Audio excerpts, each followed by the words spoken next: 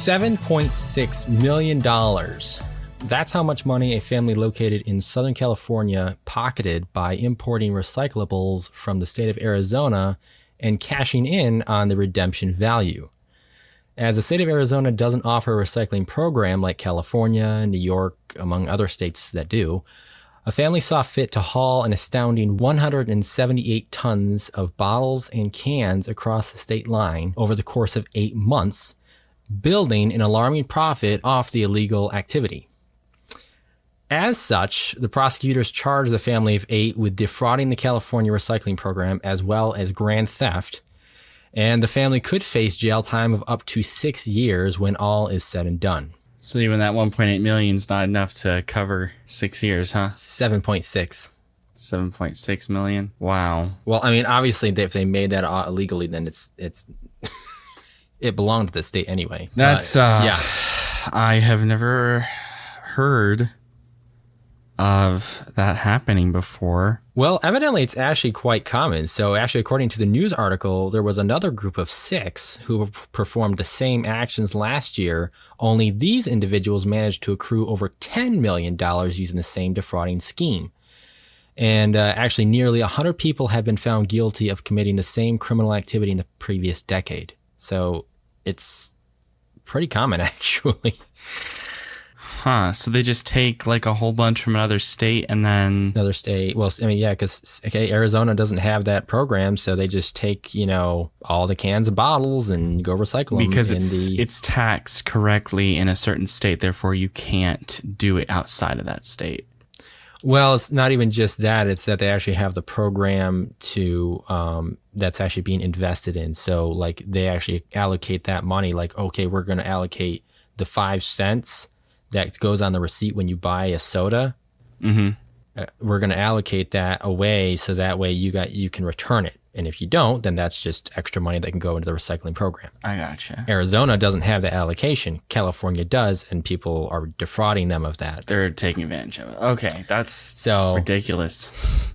Now, just for fun, I did do a little math, just to get a rough idea on how many individual bottles and cans they had over that 8-month stretch. And depending on the value of 5 or 10 cents per return, the family transported and recycled somewhere between 760,000 and 1.5 million cans and bottles. Coming from someone who has committed nothing more than a speeding ticket in my entire lifetime, I find that absolutely insane. Although you have accumulated like 30 bottles stacked up in your room, which is not a federal offense, except North maybe Carolina it's your wife. Is just like Arizona, so I mean, we don't have that program. Yeah, no. Well, this next one here is not exactly fraudulent, although I guess you could say, in a sense, it's connected in that way. But this is kind of an ironic thing that happened this past week. So Tim Cook was applying for an Apple Card, but the system made by Apple, owned by the aforementioned Tim Cook, rejected Tim Cook. And the reason for this is that as a CEO, Tim Cook's account could be a chief target for crazy, conniving charlatans. So the aforementioned system made by Apple, owned by Tim Cook, had to be overridden so the CEO could receive a super solid, sweet Apple Card. Savvy? That is insane. Wow. It is really funny, and honestly, the article that I read this from, and I'm sure many others were definitely making jokes about this, moderately or kind of underlying in the text, if you will. But it's just something to laugh at because it just got rejected by his own company. And I'm betting that a CEO of a $2+ trillion company doesn't have a credit limit. No.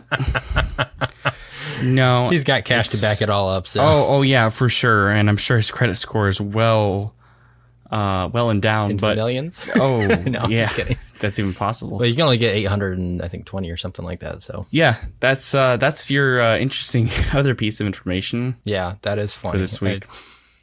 I mean, you have to think about it. Like you said, it makes sense, but it's also humorous that he was declined. So, yep. Not too much of a major piece of news. That is, unless you are still using a smartphone from about a decade ago, which, according to statistics from Google, is only about 1% of you. So I was actually hesitant to put this on the show, but I did find it a little nostalgic and kind of ironic as well. Sure. But they will no longer be supporting Google Play services on Android 4.4.4, aka KitKat. I did see that. So to put that into perspective for some of you, one, we are about to be on Android 14 in the fall release, as well as the Galaxy Note 4, which is also my first Android phone, came pre-installed with Android KitKat, and I bought that in the fall of 2014. So kind of gives you an idea about how old that operating system is, or at least that version of Android is. So yeah, I actually did read that article a little bit. I wasn't terribly shocked because, I mean, it is well over 10 years, and I feel like you don't have enough finances to support that type of... I was actually shocked in the sense that it was still yeah, I know. I was like, that's a long time, because usually, I mean, we read an article about Apple. What was it? iPhone 5 or 4 that there wouldn't be an app store on it, or maybe it was an iPad. I can't remember. There was something. Like the app service is actually shut down, and yes, you couldn't actually do anything. And I think it was for iOS. I can't remember what iOS it was, but 6, but that 5 or something like that. Something like that. But I mean, that's still pretty fair when you're looking at it. I mean, 10 years. My goodness, that's not. It is pretty impressive. So. But yeah, it will be capped off at version 23.30.99. So much of this is just due to feature limitations that 4.4.4 creates for future updates. So they just can't. Guess you could say that those phones are taking a break from that update. Got it. All right, Riley. Thank you, JD. All right. Moving on here, we do have some rumors from apparent sources that suggest that the next Nintendo Switch is going to be released in mid-2024. I can't remember exactly what we said last time because there is very kind of shoddy info on this, very little bit of it. Yes. As to what it will look like or how it will perform, who knows, once again. However, the CEO himself has come out and said that essentially he wants the next Switch to have more efficient ways of transferring your previous Switch data to the next one. So I guess that's the plus side of all of this. And I don't know what necessarily would entail, but the first thing I actually thought of was when you have your both iPhones, the new one and the old one together, and it immediately registers it and knows which one it is, or like knows which one it needs to transfer to. So that could be something that Nintendo picks up. Maybe it's some other kind of data transfer. I don't know how that would work, but at least that's one good thing that's coming out of this that we're seeing here. Again, as to any other information, very little right now. So, well, they did say that future consoles would transfer better because it's all going to be based on the eShop. Oh, yeah. Okay. I think I did see that. I think because of a lot of that is going to be linked with your account, with your Nintendo account, I'm hoping that that's another way that they can kind of pull down and actually transfer that easier as well. So it kind of depends. I mean, your way, could theoretically work too. I don't know. I guess it would really just depend on which one's faster. Yeah, I would agree. But obviously, if there is more, we'll keep you guys updated on whatever there is. But it was kind of funny because when you said like that's a plus side, I was thinking, oh wait, maybe they'll say it's like the Nintendo Plus, but then that'd have to be a bigger screen. So once again, nothing out of the ordinary, and we're not even going to spend that much time on this one. But Peacock prices are increasing this month on August 17th. From $4.99 to $5.99 for the base plan, and from $9.99 to $11.99 for their premium plus plan. So wow, a $1 and $2 price increase right there. So again, we haven't actually had a chance to get the 29th debatable episode online yet, but we kind of discussed the Spotify and how they're increasing their prices. So this is just, it's nothing new. It's just letting you guys know. Yeah, I don't really use Peacock. The only time I actually was tempted to use Peacock was when someone was trying to get me to watch The Office. So, okay. Yeah. Samsung has finally added Student ID in Samsung Wallet for the US. And this actually allows for easy access around campuses, buying food, access to the library and events, and a whole other plethora of things.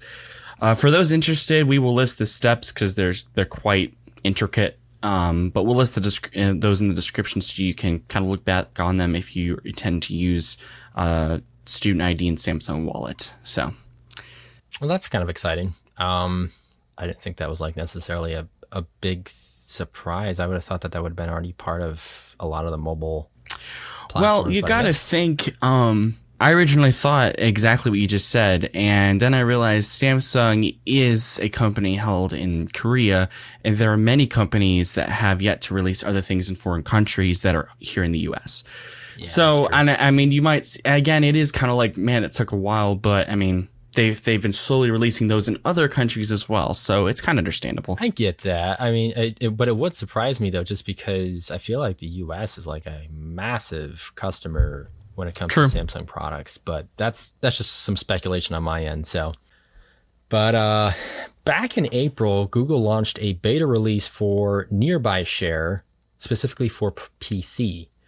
Just recently in July, they released its first public version for PC, and I personally can't say that Nearby Share is as seamless as AirDrop, but as someone who uses Windows about 5 days of the week, it's actually a welcome feature that they're offering, so I'm accepting of it. Yeah, I figured, like you said with the previous topic, I feel like that should have already been a thing. Right? I mean, they already had the whole entire PC link with Windows, and you can do it with your Android, so the fact that Nearby Share was never actually part of that, you figured Google would have done that. I mean, it is different kind of platforms, so I don't know, I guess you could argue either way. It just seems like they would have already kind of figured that out by now. But that is great to hear, though. At least there's a lot more connectability in that. So, Google Maps version 11.9 has been released for Android Auto. And there's actually a new sideboard on the left side consisting of settings, some controls, map orientation, and volume.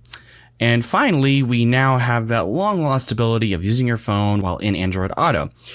JD, I know you had some qualms with this, and for good reason. I'd be frustrated too if I could not use my iPhone while using CarPlay, so it's not good either way. No, yeah, you're right. That was definitely a really frustrating schism there when I could not plug that Android in and be like, hey, let me get some direction here, and yet unplug it every dang time. So yeah, for sure. I did use Android Auto, and I actually really enjoyed it a lot. Yeah, and this is actually still being rolled out, so some of you may get this update right now, some of you may have to wait a bit. Regardless, it will be good to get some added feature designs to Android Auto, so. Yeah, I mean, it's not like Android Auto actually needs any major refresh. I feel like what they have is really nice. I mean, even you said that Android Auto kind of has depending on the preference, kind of has a better feel than Apple CarPlay. Kind of, it just depends. I prefer it over CarPlay, actually. Yeah. I mean, I don't really think they need to go haywire with adjusting everything, but some small minor tweaks couldn't hurt a whole lot. Refinement is good every now and then.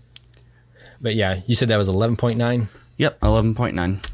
Cool. Well, you guys can be on the lookout for that one. And we will move on to messages. So another item on the docket is that Google is stealing a page from iMessage and allowing you to pin up to 5 conversations at the top of the app for quick access. Okay. I'm not really sure about you, Riley, but I have utilized all 9 spots that are available in iMessage because I have too. It's just so convenient to. It is absolutely. Contacts at the top. I 100% agree with you. It's made, I guess, not like super effective, but it's made my day-to-day living a little bit more easier just to see like my main contacts.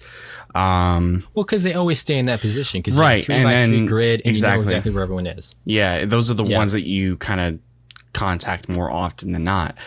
Yeah, that's great, and I guess don't want to say Google copies all the time, but sometimes their copies are necessary. I mean, exactly. I think there's and vice versa. Yeah, I think there's like 2 different types of like copycatting. Is like one where it's like, okay, you definitely did that just because the other person did that, and then there's like, you did that, the other person did that, but I think it's a good kind of, it's necessary. I think there's a certain trend to it. Yeah, that almost every manufacturer needs to get on board with, regardless of who initiated it. So, and I feel 100% like this is one of them. So, I feel like adding a few more would have been nice, but the fact that Google is allowing you to do this at all is certainly a nice little bonus in the overall messaging experience. So, also on a side note, we may be getting the addition of satellite SMS emergency service with the public release of Android 14 here in the fall, when the Pixel 8 and 8 Pro make their debut.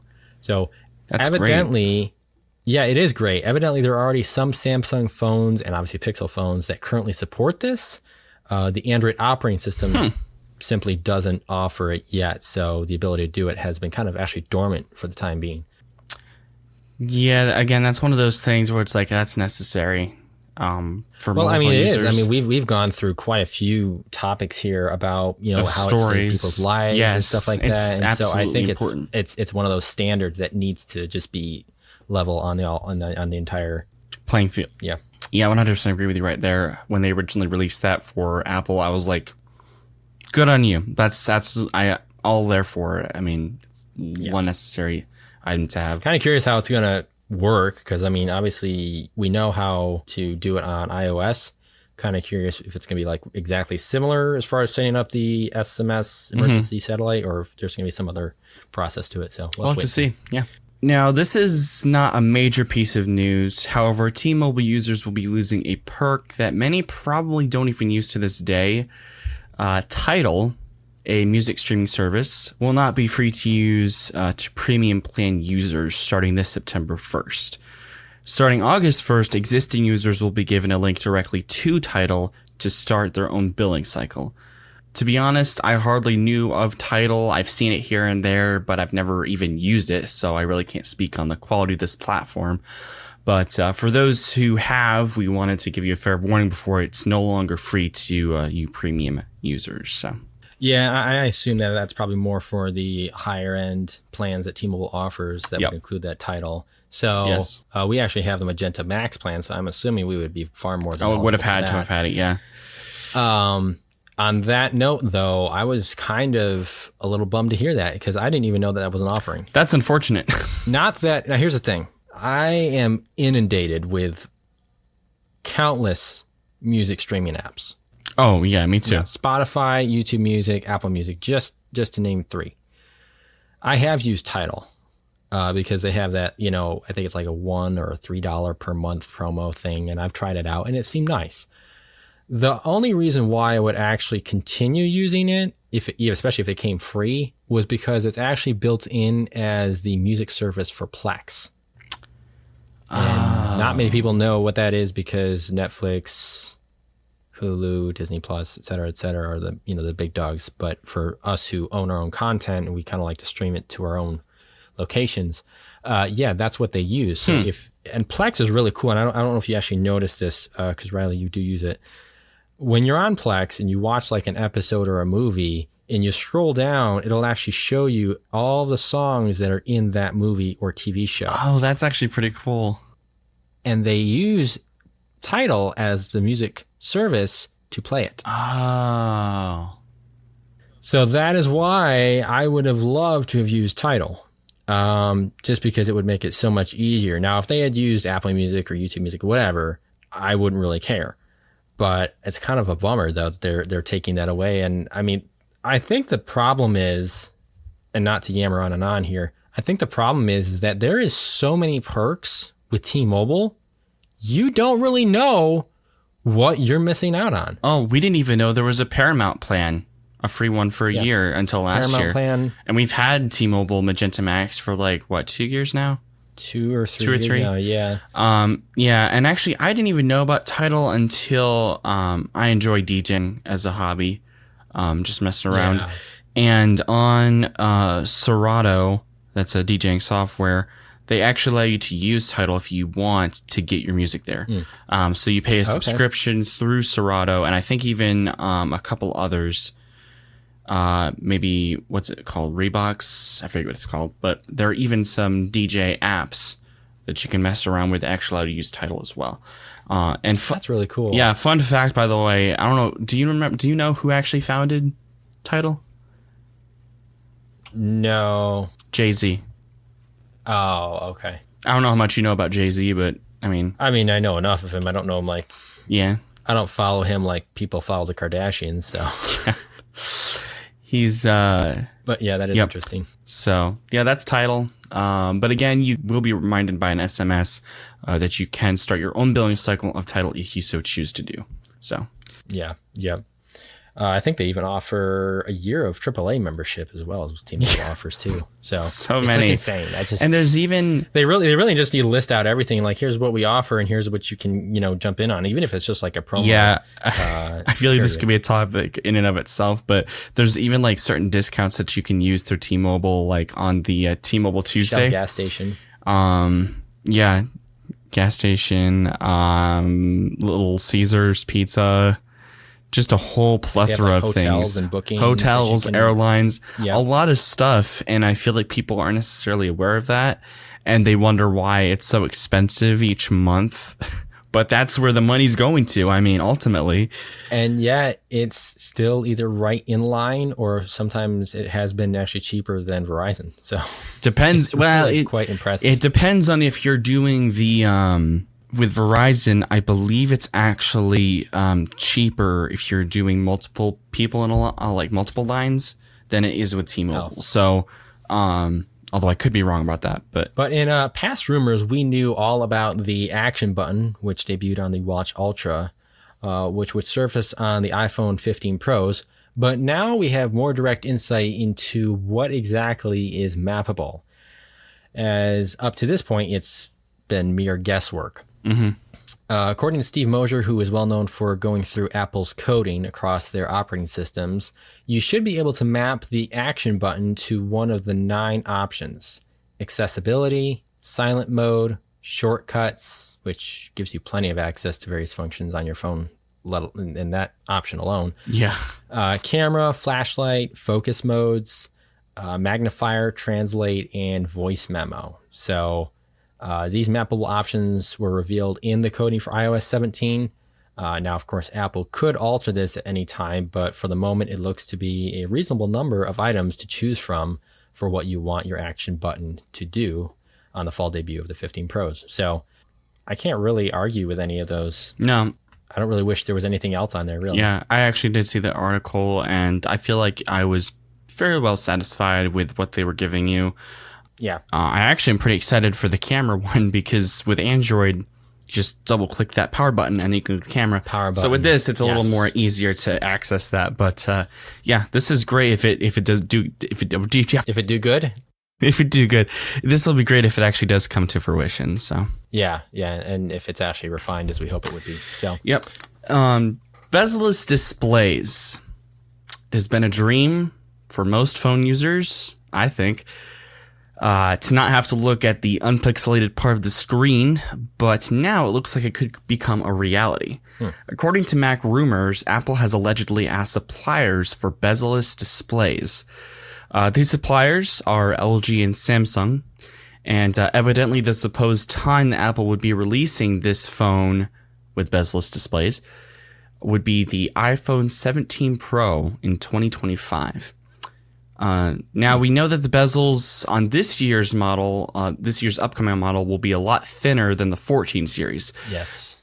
Yep. So it's clear that Apple is trying to obtain that perfect screen. And to be honest, in my opinion, it's likely that this set date could actually be plausible, all things considered. I don't know. What are your thoughts on this? I guess my first thought would be does the article say specifically which model? Because that sounds like an Ultra type of feature. Or is it going to actually come to said base? Pro. Pro, okay. So, yeah, Yep. that makes sense. Bezel-less iPhones. Weird thing to think about, right? It is. I assume it's going to be flat.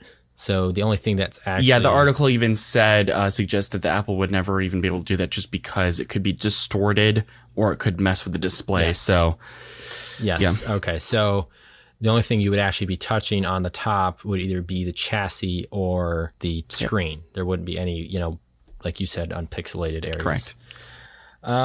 There's even a picture I think I got from Twitter. We've actually kind of brushed over this in the past, and all I could say is I really don't necessarily care about that. Really? And not that I hate it or love it. Now, yes, I don't like thick bezels, but I would say that where my 13 Pro is at right now, it doesn't really bother me that much because honestly, the curvature of the case is enough to kind of take care of that. And so there's only a little bit noticeable Yeah, that is on true. each side.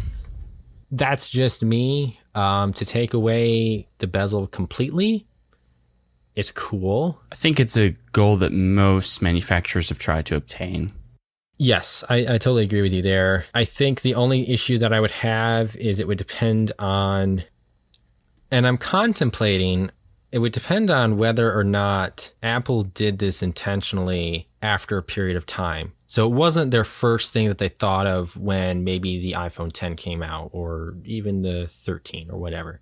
Sure. Yeah. And I'm thinking of this because the smaller the bezels you have on the phone, the more likely you are to use the sides to hold it. If you're more inclined to use the sides, the higher the likelihood you could actually drop the phone. So you need to wait until the chassis is light enough so it's not like weighing down your hand. And this is especially true with the Pro Max because the phone is so dang huge. And I've actually had a friend that I talked to about this, and he's like over a 6 foot tall dude with huge hands and everything. He was like, the Pro Max is just too heavy, which is why the transition of 14 Pro to 15 Pro of stainless steel to titanium is so key. Huh. And I mean, who knows? Maybe this is why Apple decided to actually add flat edges back to the design because it was easier to handle. And if you're going to make the bezel smaller, then you got to have a better grip. Okay, yeah. I took you around a wide bend there, but that's kind of what I'm thinking. I was trying to figure out where you were going with that. Then I finally understood. Yeah, that actually makes a whole lot of sense. Because like we know that Apple is looking in the future 2 or 3 years. They already know what they're going to be making. Yep. So yes, this theory is actually very plausible. And yeah, and they're probably already going to be taking even more off for next year's model. And then obviously, if this article is saying is true, be completely bezel-less in 2025. So yeah. But yeah, it's kind of all speculation for now. I mean, we don't really know exactly. But yeah, it is. I mean, we get to have some fun here and kind of theorize, what it would look like. Which I mean, there's not really much to think about with bezel-less. I mean, there's the side chassis, which is either going to be aluminum, titanium, or stainless steel. Which obviously with iPhone Pros, it's going to be titanium. And based on the image that's in the description below, it looks.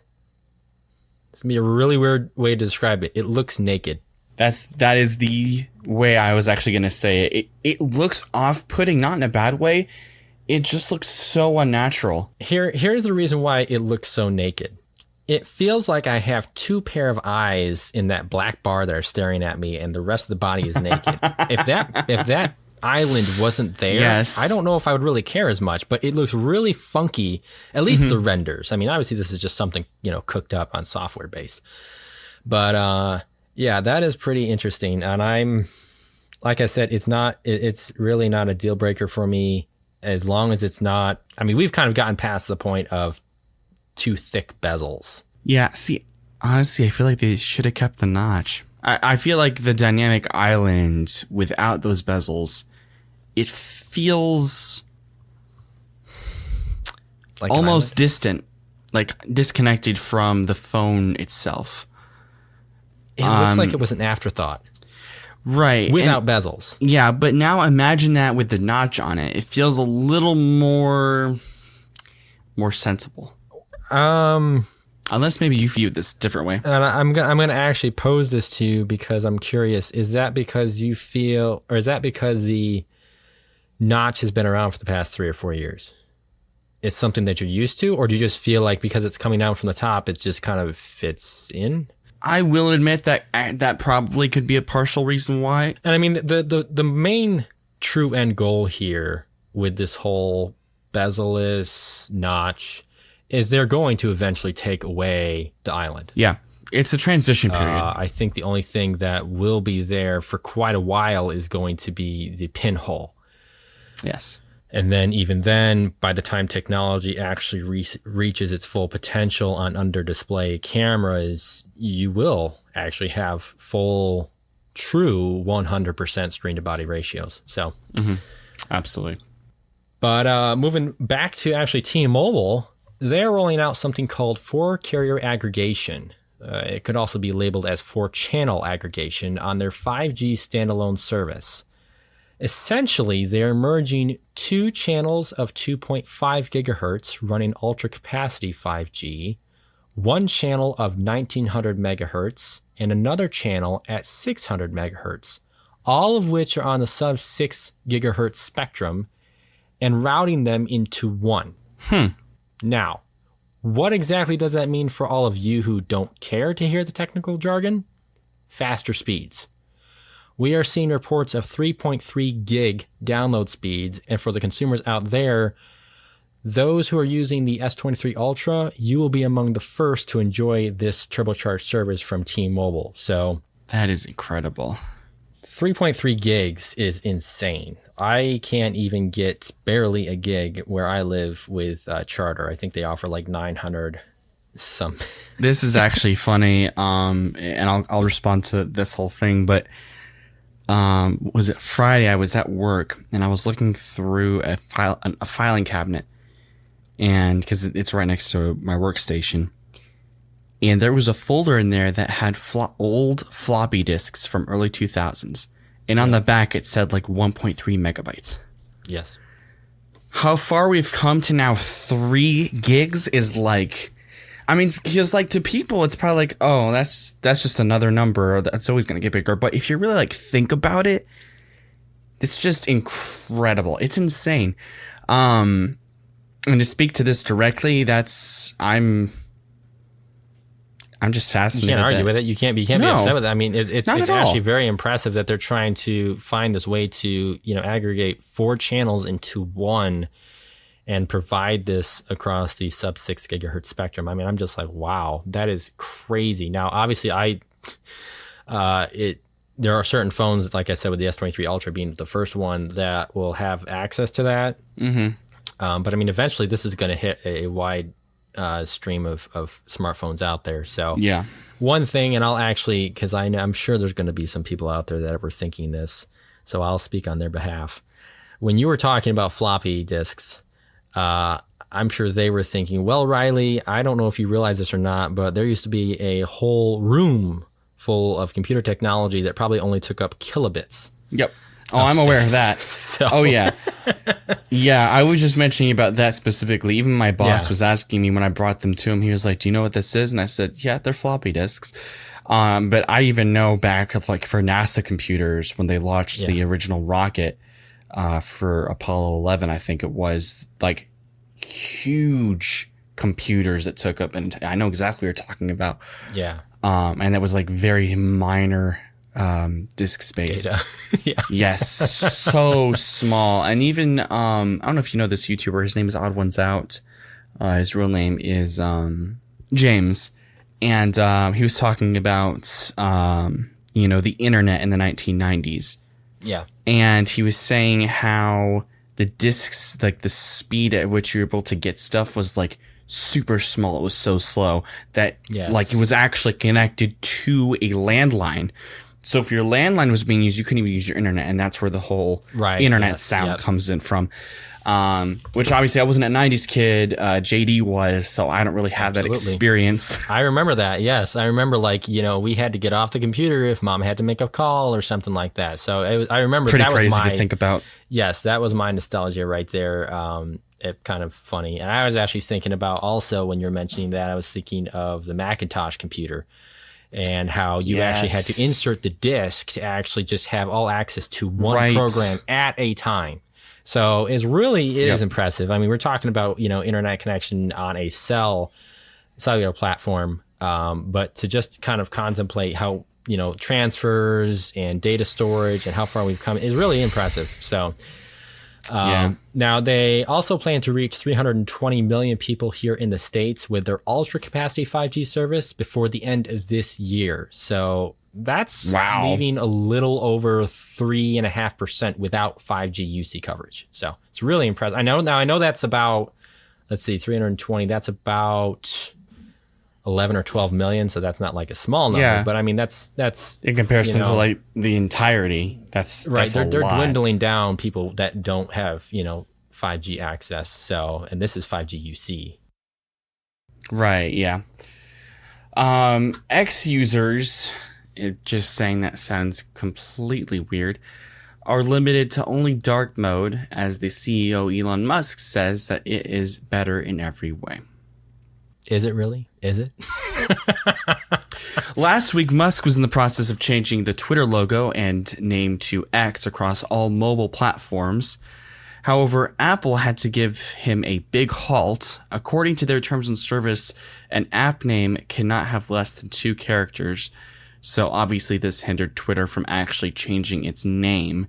However, just the other day, Apple cut Elon some slack and made an exception for Twitter. This is actually why many Apple users like myself were so confused as to why the logo had not changed just yet.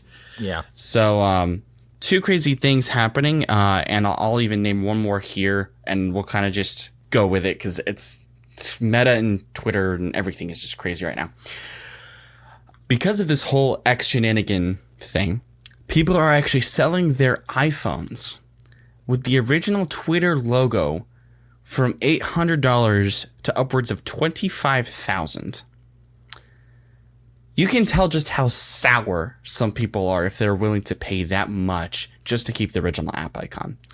And usually with Apple, when they get rid of an app from the App Store, if it was still installed in someone's phone, it's not permanently deleted unless that user gets rid of it themselves.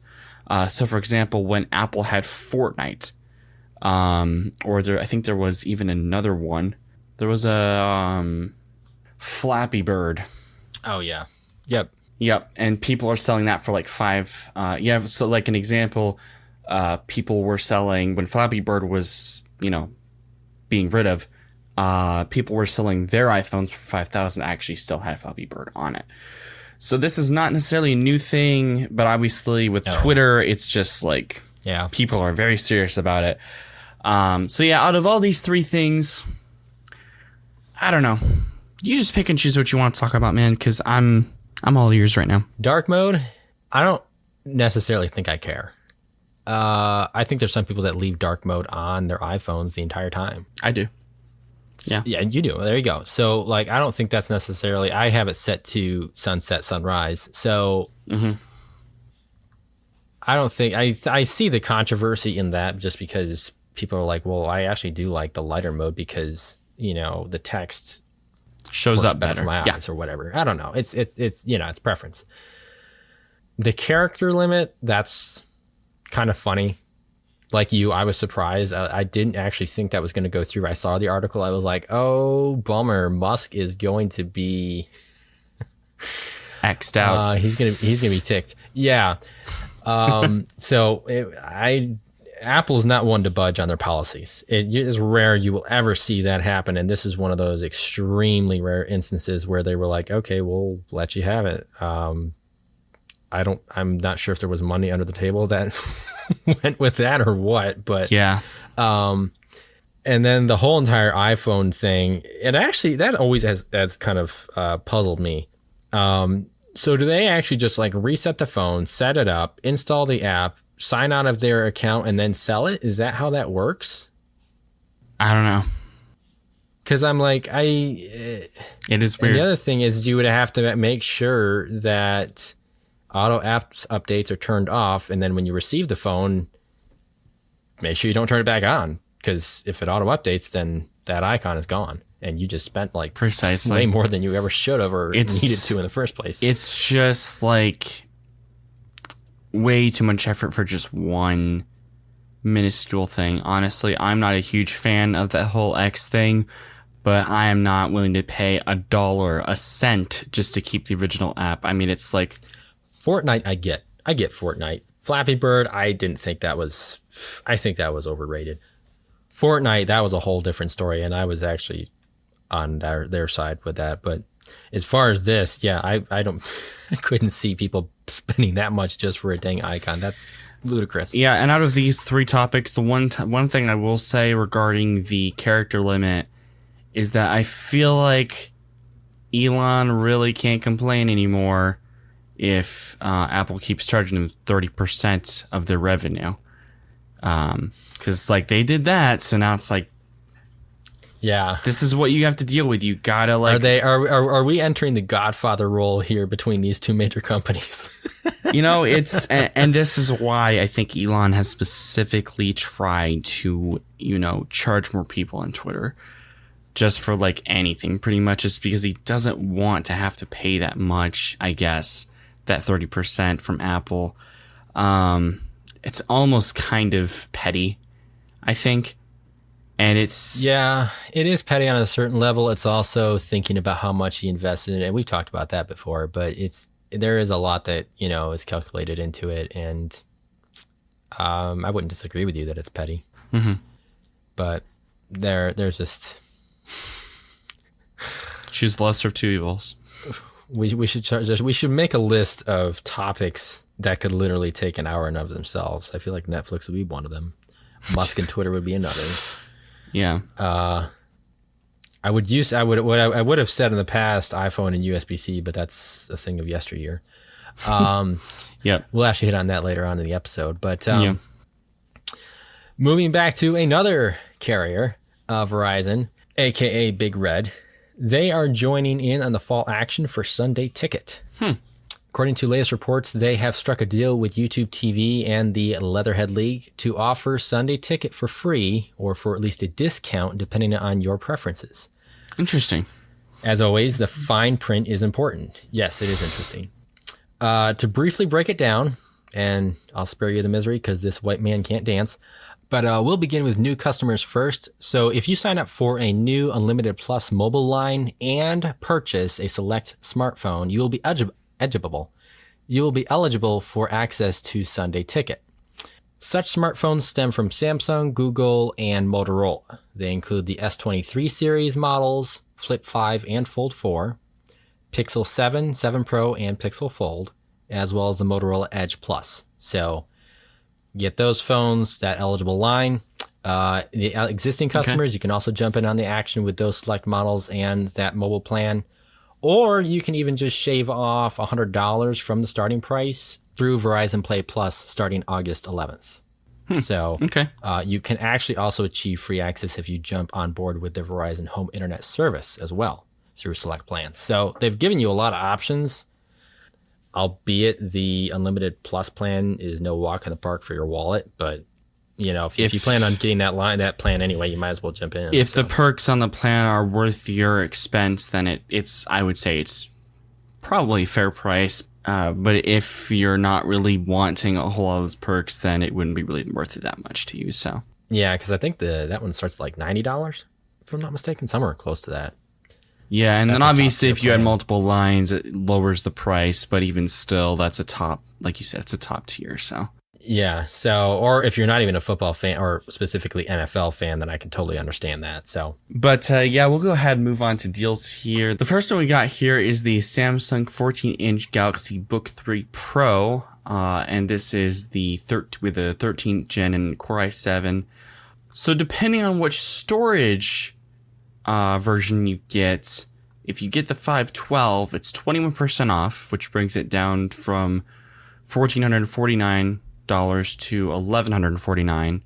However, you get the terabyte, it's 24% off, going from $1,649 to $1,249. $1,250. So that terabyte one is pretty good if you're really considering the. It's only $100 more. Yeah, and then if you get the 16-inch, it's 23% off. So that's still quite a bit off. But yeah. Yeah, because that gives you like a 3K AMOLED screen running at 120 hertz. So, fingerprint reader. I like it. Yeah. I believe that's last year's model, isn't it? Yes. That was, I think we talked about that briefly on the Samsung event recap last year. So we did. Yep. For earbuds, Sennheiser Momentum True Wireless 3 earbuds, they see a discount of up to 40%, down from $280 to $180. So, as you might guess from the pricing, it sports ANC, of course, multi-point connectivity, IPX4, and a 28-hour battery life. Obviously, that's going to be with the case. So, with 280, because I mean, like what the AirPods Pro 2s are 250, I believe. So I think so, yeah. You can definitely tell that's in the premium range. Or let me rephrase that. That's in the consumer premium range. Yeah. Because obviously there are more expensive buds than that. The one thing to note is that the black variant is the model that will get you the highest discount with that 40%, whereas the graphite and white model will see closer to like a 30% discount. So that'll be closer to $200. It's one of those things where we talked about with like black just doesn't show up as easier when you're looking for a device, but you know, that discount I guess is worth it at the end. I mean, if you're digging the Batman's colors, let's go for it. Now, getting back to the finale news here, this is kind of one that I saved for closer to the end of the show, because even though we don't have a whole lot to go on as of now concerning this topic, I did find it impressive enough to hold it off towards the end. So we are seeing rumors surface regarding the Korean giant Samsung, as they have aspirations to join in on another type of fitness tracker, but it's not necessarily one that has gained a lot of traction. Samsung has plans to enter the Ring market and provide some competition against the likes of Aura and Ultra Human Ring. Rumors suggest that ECG and PPG are among the potential features that could be included in the fitness tracker, and could also include Samsung's sleep tracking model that we've seen in their watch lineup. So, okay. I'm kind of curious what you're thinking about this, because I'm surprisingly quite a big fan of fitness rings. Yeah. Not a big fan of their subscription service, especially with Aura, and the pricing, but I would really like to see them get a more mainstream traction. Honestly, this is one of the newer things for me. I think I've seen this a little bit, but I don't know. I guess it could be valuable for a lot of people, so that way they wouldn't have to drag it. I guess it really depends. Like, right, if you use an Apple Watch or if you use a Galaxy Watch, you don't need the ring. But if you're a person who uses a Fitbit a lot, but you don't want to carry that around, then I think a ring would work a little bit better. Yeah, I think I like the compact design of a ring, because actually this was noted in the article, but it's also something that I had already thought of. It allows me to actually enjoy just wearing a conventional watch. Mm-hmm. Yeah, absolutely. Which I know that's not a niche for everyone, but for me it is, and I really do enjoy that. Sometimes I just actually do want to take off my Apple Watch. The counterpoint to that is the Apple Watch is so well integrated into the ecosystem that to replace it with a ring is kind of challenging. So the fix around that I could see this potentially going, and this is nothing to do with the rumors, this is me actually, visualizing this. If there was a way that the ring could subtly vibrate on your finger for, like with my Nothing phone, for essential notifications, that way you could at least say, oh, I have a message on my phone, let me check it. I know that takes away from some of the, voice commands and responses that you can make on your watch, but at least you would know, like, okay, there's something important on my phone, let me check it. It's for that select amount of people that don't want to have the watch, but want something small, more compact, like you were saying. As with the vibration, I don't know. I think the technology is there. I just don't know how necessarily to implement it.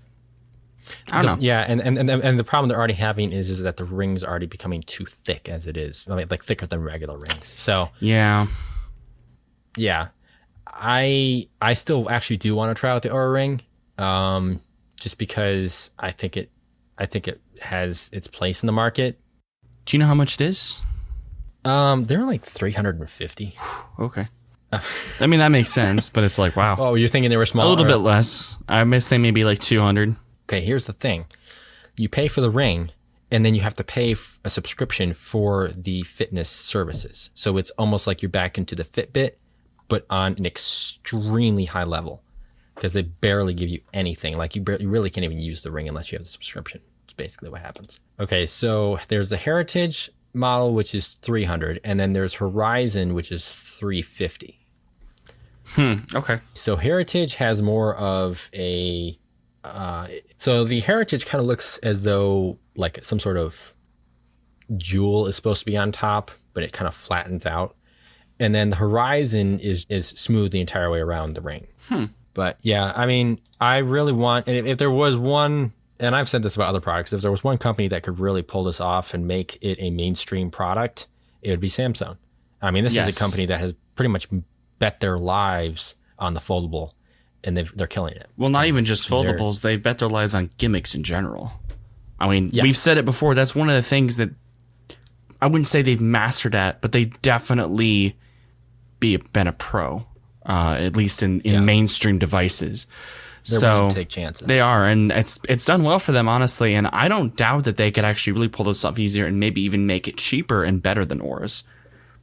It's very possible, because Aura is just a company that just makes rings. Samsung has had a lot of opportunities to make a lot of different devices, so they have experience. Exactly, and people would trust them. Like you said, they're willing to dump a lot of money into the R&D and get another product going.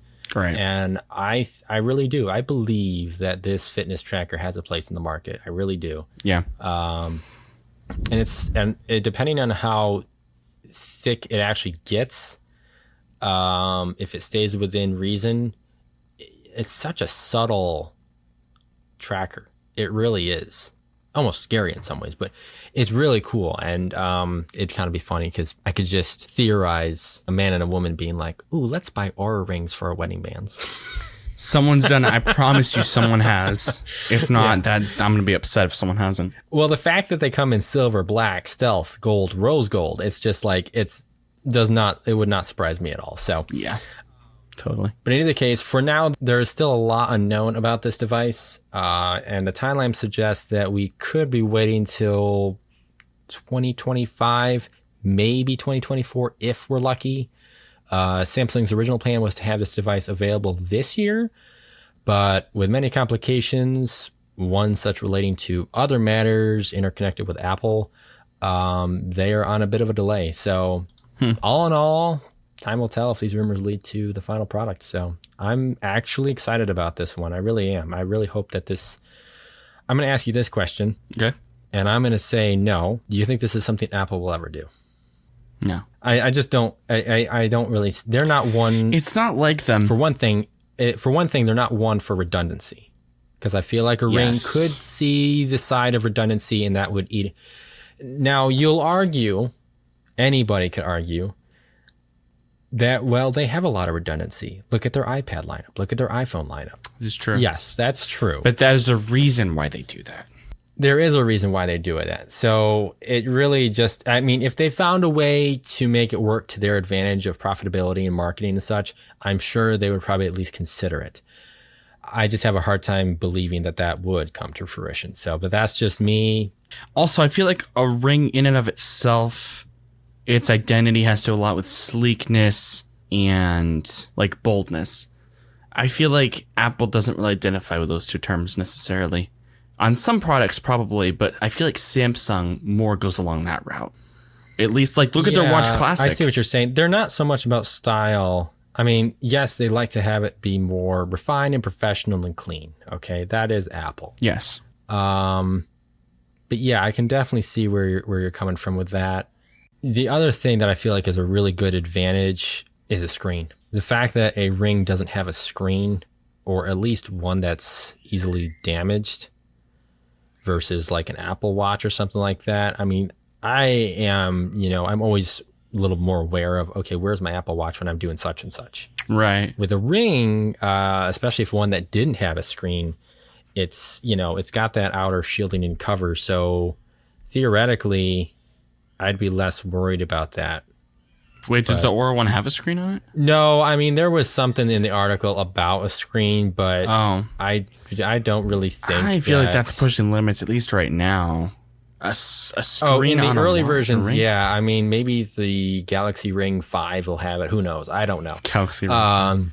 Well, that is the actual name that they're actually contemplating. That's actually for funny. Samsung to because Saturn has rings around it. Galaxy Ring. That's actually pretty interesting. Yeah. That's a really cool thing, honestly. Threads, on their part, has reportedly lost over half of their original numbers of users.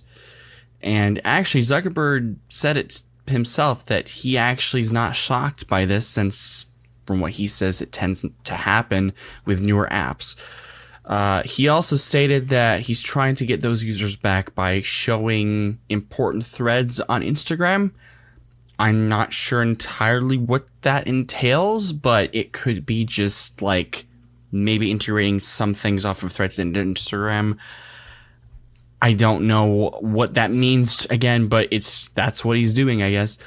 But regardless, over 50 million users leaving Threads is a massive number, clearly. And even though Mark says it's normal for this to happen, I have to ask why that many would up and leave. I think the common ground that he's trying to stand on is people's curiosity is heightened when something is at its newest.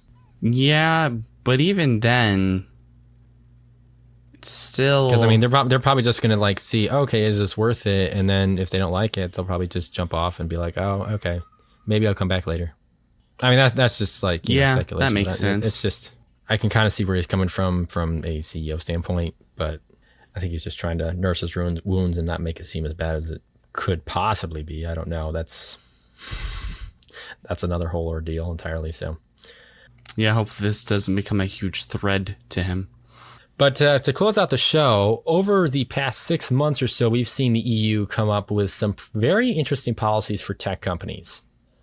We've talked about how they are forcing all companies to switch over to USB-C, how they have tried to constrict on what kind of features or specific specifications should be offered through USB-C, and how they are pretty much gung-ho on forcing manufacturers to produce devices that have easily replaceable batteries. Well, now it's the UK's turn to ruffle some feathers. Latest reports now indicate the UK is in the middle of contemplating whether or not to make revisions to the Privacy Act that would force messaging services to disable certain security protocols, the foremost of which is end-to-end encryption. Now, the primary reason for this, or at least what they say is the primary reason, is to exercise this revision in events when trying to access the messages of perpetrators, terrorists, or other offenders of the law. The problem many of us see is that they could easily leverage this act in any form of manipulation and just have whatever citizens' messages they want. Exactly. So, and as you can imagine, one of the biggest companies worldwide that stresses privacy as the forefront of their services and products is threatening to jump ship if this change proceeds and is approved, basically stating that they will disable iMessage and FaceTime altogether from the UK, as they believe it is far more important to keep within their stance of protected privacy than to allow governments full access to any given user's messaging history. I mean... That makes me angry. Like, that makes me frustrated. There's a lot of people out there that are just really turned off by this, and, rightfully so. And it's not without surprise either, as Apple has done this on more than one occasion here in the States. They have butted heads with the FBI in declining to allow the government access to messaging history on specific phones in criminal situations. So, I mean, this is one of those moments. I wouldn't say it's rare anymore, because there have been a couple moments where I've been on Apple's side. This is one of those moments where I'm like, okay, Apple, you've got something where I can get on board with. Yep.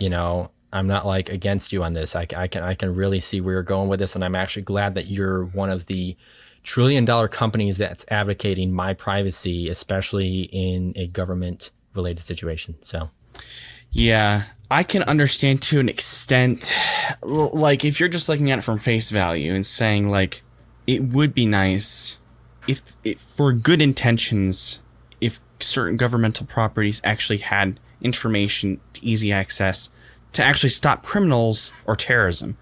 That'd be great. The other side of this is the safety issue, and it's choosing the lesser of two evils, honestly.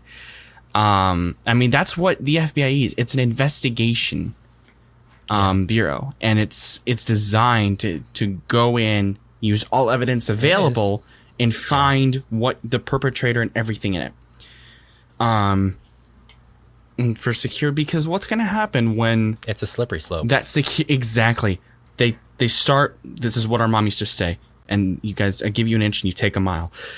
What's going to happen when this becomes a thing in the U.S. and there's loss of security. And then the next thing could be not even just FaceTime and iMessage. What about like social media apps, your own personal information? Oh, yeah. So even more so, WhatsApp and Signal, who both use end-to-end encryption in their messaging service, also are at an opposition with this move. Signal is going as far as to say that they will also leave the UK if this goes through. So there are more than just one company on board with this saying that they will not tolerate this type of, violation. So I am all for what they're trying to say here. And like you said, I get the government stance on this. At the same time, I just don't think it's right, because we have seen too many times, if you forget history, you're doomed to repeat it. Right. There's too many times where government is just, you can't trust them. And so I think it's just another repeat offense where if we let it go that far, they will take it. So exactly. Yeah. I don't have too much else to say necessarily about that. It does anger me that, because like there were certain things that the EU has done, like all phones have to have USB-C. I can get around that. That makes perfect sense. This is one of the things that I'm just not on board with at all, and they just getting on people's bad side, and that's not good. Yeah, and I'll reiterate that part about where they had the replaceable batteries, because I can see that either being a pro or a con, and from a manufacturer perspective, I'm like, that can be kind of annoying. This is one of those things where it's not just the manufacturer, it's also the consumer. So there's way too much at stake here. And I really do agree with this. And clearly we will keep you guys updated on how this progresses. I hope that with the manufacturer's vocalization on this, that this will actually just fall backwards and it won't proceed any further than it already has. Yep. So same here. But with that said, as far as this episode is concerned, that will about do it for this week. We will definitely get that debatable episode that was supposed to be released on Saturday out. And for Saturday, we will catch you guys in the next one. This is JD and Riley signing off. Peace out.